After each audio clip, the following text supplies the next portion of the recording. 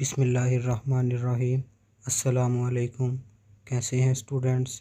مجھے امید نہیں، مجھے یقین ہے کہ آپ خیریت سے ہوں گے، کیونکہ میری دعائیں ہمیشہ میرے اسٹوڈنٹس کے ساتھ ہیں اور یقیناً آپ کی دعائیں بھی میرے ساتھ ہوں گی۔ اسٹوڈنٹس، ویڈیو سٹارٹ کرنے سے پہلے ہمیشہ کی طرح ایک چھوٹی سی ریکویسٹ کہ اگر آپ ہمارے چینل پر نئے ہیں تو پلیز اسے لائک اور سبسکرائب کر دیجئے اور ساتھ میں بیل آئیکن کو بھی پریس کر دیں تاکہ ہماری آنے والی ہر نئی ویڈیو آپ تک بر وقت پہنچ سکے۔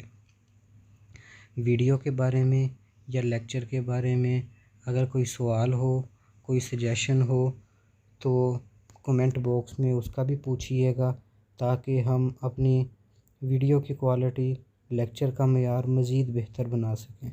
تو اسٹوڈنٹ چلتے ہیں آج کے لیکچر کی جانب۔ آج کا ٹاپک ہے جانداروں کی تنظیم کے درجات۔ اسٹوڈنٹس، اگر آپ لفظ کو غور سے دیکھیں، تنظیم کہتے ہیں بنانا۔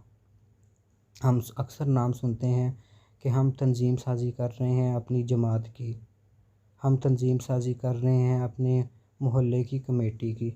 تو اسی طرح اسٹوڈنٹس، جانداروں کی بھی تنظیم سازی کی گئی اور ان کے تنظیم کے درجات بنائے گئے کہ پہلے کیا بنا، پھر اس سے کیا بنا، اس سے کیا بنا، اس سے کیا بنا۔ اسی طرح آپ کی کورس کے مطابق جانداروں کی تنظیم کے 9 درجات ہیں۔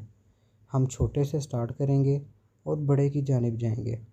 اسی طرح جانداروں کے اجسام میں افعال سر انجام دینے کے لیے بائیولوجسٹ نے جانداروں کے مختلف تنظیم کے درجات بیان کیے اور انہی تنظیم کے درجات کو آج ہم اپنے آج کے لیکچر میں اسٹڈی کریں گے۔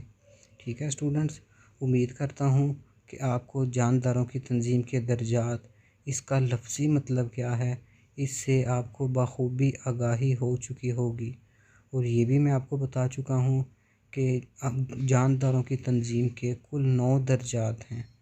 ہم سٹارٹ کریں گے پہلے سب سے چھوٹا، پھر اس سے بڑا، پھر اس سے بڑا، اسی طرح ہم بات کرتے کرتے ایک مکمل جاندار کی تنظیم کے کیا درجات ہوں گے، آج کے لیکچر میں ہم اس کو پڑھنے والے ہیں۔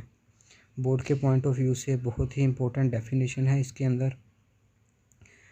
تو اس کے جانداروں کی تنظیم کے درجات کے اندر جو سب سے پہلا درجہ آئے گا اس کا نام ہے اٹامک یا سب اٹامک پارٹیکلز۔ اب ہم ڈسکس کرتے ہیں سب اٹامک یا اٹامک پارٹیکلز کیا ہوتے ہیں۔ اسٹوڈنٹس، ہم جانتے ہیں کہ مادی اجسام ایلیمنٹس پر مشتمل ہوتے ہیں۔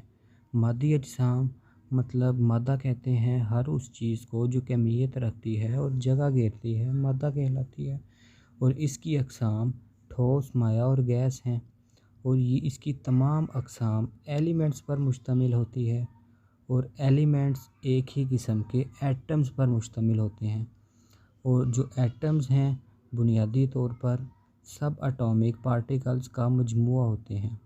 ٹھیک ہے اسٹوڈنٹس، بات کو غور سے سمجھیے گا۔ سب سے پہلے مادی اجسام ایلیمنٹس کے بنے ہوتے ہیں۔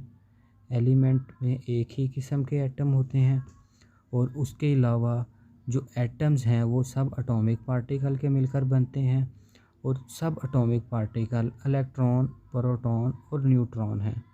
جیسے جیسے آپ نیکسٹ کلاسز میں جائیں گے یا کیمسٹری میں دیکھیں گے تو الیکٹران، نیوٹران، پروٹون کی بہت ہی زیادہ تفصیل سے وضاحت کی گئی ہے۔ ابھی بتانے کا مقصد یہ ہے کہ جانداروں کی تنظیم کا سب سے چھوٹا درجہ سب اٹامک یا اٹامک لیول ہے۔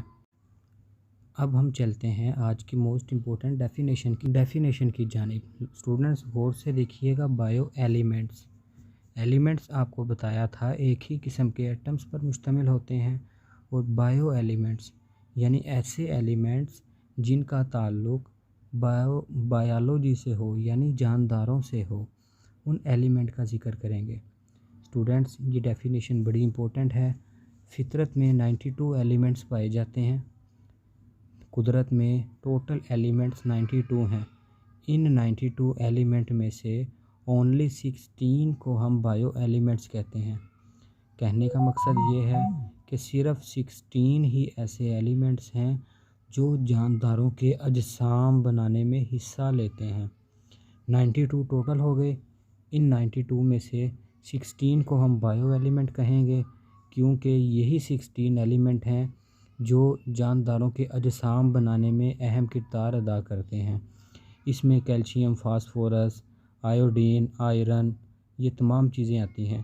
ہم اکثر کہتے ہیں کیلشیم سے ہڈیاں مضبوط ہوں گی، آیوڈین کھاؤ، یہ جسم کی طاقت کے لیے ضروری ہے، اس میں آئرن کی کمی ہے، ہڈیاں کمزور ہیں، یہ والا نیوٹرینٹ دو، اس سبزی میں یہ والا نیوٹرینٹ ہے۔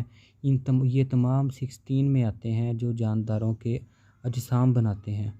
اب ان 16 کی وضاحت کریں۔ ان 16 میں سے اونلی 6 ایلیمنٹ ایسے ہیں جو پورے جسم کا 99% بناتے ہیں۔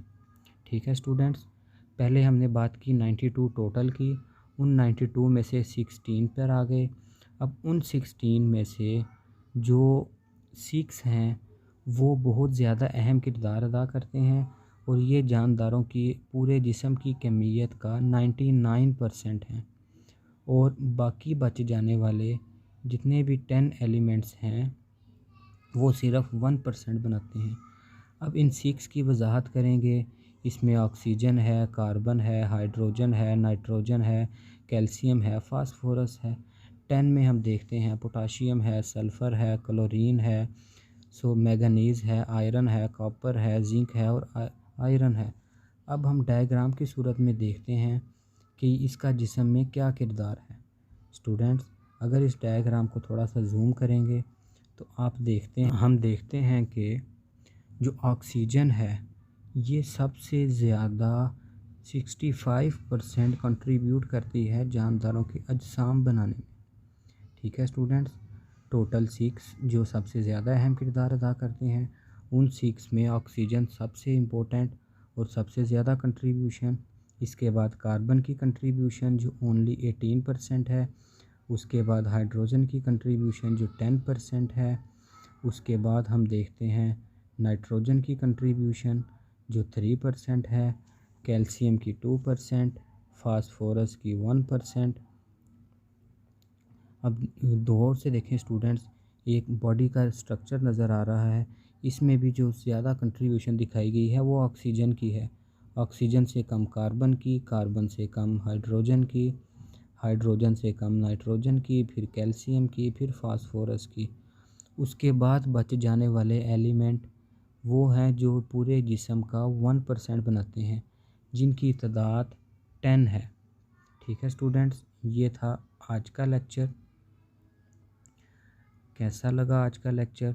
آج کے لیکچر کے بارے میں کوئی سوال ہو تو لازمی بتائیے گا، اور کوئی سجیشن ہو تو اس کا ذکر بھی کیجیے گا۔